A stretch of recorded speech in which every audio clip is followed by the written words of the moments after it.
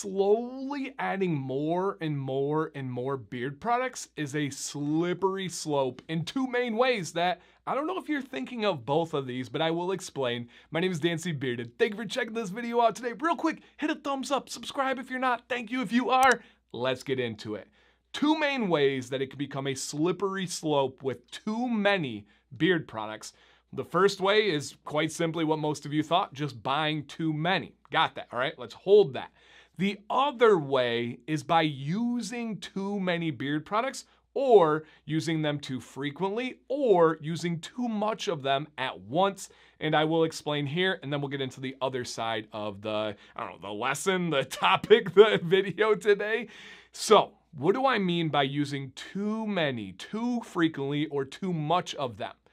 Too much of a good thing can be bad. Almost always, too much of a good thing is bad. Now, beard products are good. For me, wash and oil are necessary to have the best beard possible.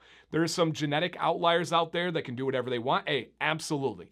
I do believe that almost all of us should use beard wash and beard oil on a daily basis. Clean your beard and nourish your beard, the skin underneath it and the hair itself. That is important to me.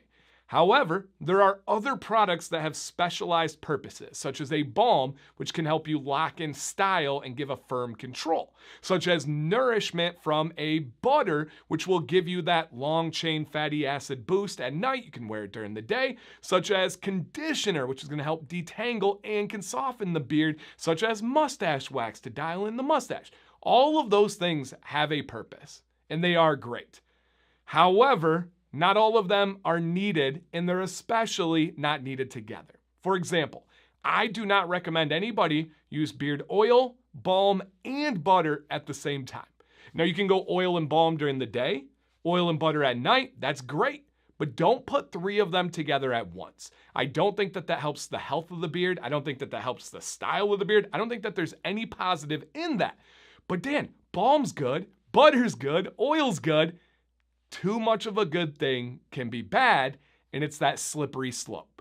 You start with oil and wash, you're like, ooh, I like this. What else can I do? Balm? This is great. Butter, this is awesome. Let me put them all together. No. And you get there by enjoying the process, right? I'm not faulting anybody. You get there by enjoying the process. What about too frequently? Good. Beard conditioner is a wonderful tool if you have a long beard that's wavy, that's curly, that's tangly, that's snaggy. I couldn't have my beard this length without beard conditioner. However, I do not believe that that should be used every single day.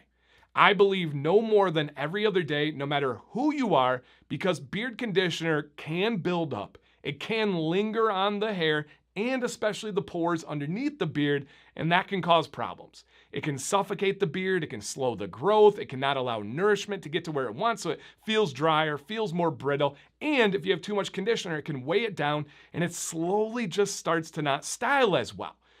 But Dan, you want people to use products, right? I do, but Dan, you have affiliates. It'd be better for you if they used conditioner every day. That's true in a very short-minded way. I don't believe in that.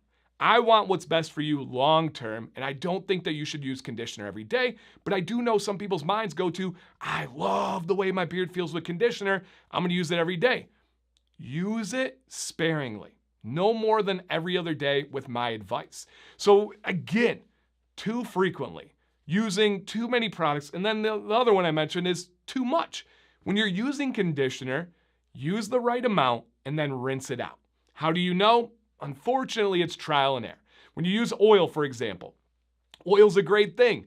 If you use too much oil, it can clog your pores, cause beard pimples, slow your growth, all the kind of same stuff I just talked about with conditioner. How do you find out with oil? Put the oil in, wait about 30 minutes, run your hand over your beard. If your beard is like greasy and it's oily, you use too much. After 30 minutes, if your beard feels dry and brittle and itchy, you didn't use quite enough. And that's just gonna be done by dialing it in. It's gonna be different for every person. It's gonna be different for every oil, every climate. There's a lot of factors there. So just know that it is a slippery slope of getting into this excitement, this hobby, this care of your beard, and knowing it can kind of run away from you a little bit. Let me grab a drink here. Cheers, you guys. Drop a comment. What are you guys sipping on today? Just some cold water for me. Want to make sure we're hydrated out there. But genuinely, what do you got an adult beverage? Getting crazy? You got a soft beverage, aka a pop? You got tea, you got coffee, you got water? Let me know in the comments. Now shifting to the other side, the more obvious one. Many of you have been on this journey, and hopefully this helps somebody out there. It's easy to get carried away with buying beard products. Now, I firmly believe that every man needs something in their life that is a hobby, that is a collection, that is an outlet. Some men go to motorcycles, and that's what they put their thing into. Some men go to, rewind that. Some men go to motorcycles, and that's what they put their time and investments into. That's a much better phrase. If you didn't catch it, don't worry about it. Don't go back and rewind it. Some men collect like nice cigars or fine bourbon. Some guys are really into golf or really into racing cars. Every guy needs something. For a lot of us, it's beard products, and that's awesome, right? For a lot of you, you're a purist. I buy beard products to use beard products. That's it. I want to use them to completion. While some of you are like, I have a beautiful collection. I like trying different scents. I like trying different hobbies. This is my thing. It brings me happiness. I can afford it. It's relatively inexpensive compared to motorcycles and bourbon and cigars and golf and all those things. I get it.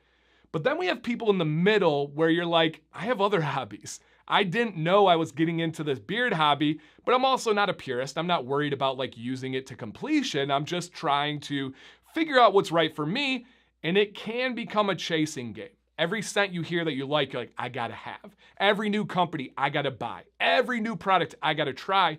And that's just not the case. These companies will be here. If you are somebody who's stepping out of your comfort zone, step back, and I've talked about this stuff before many times. Make a list.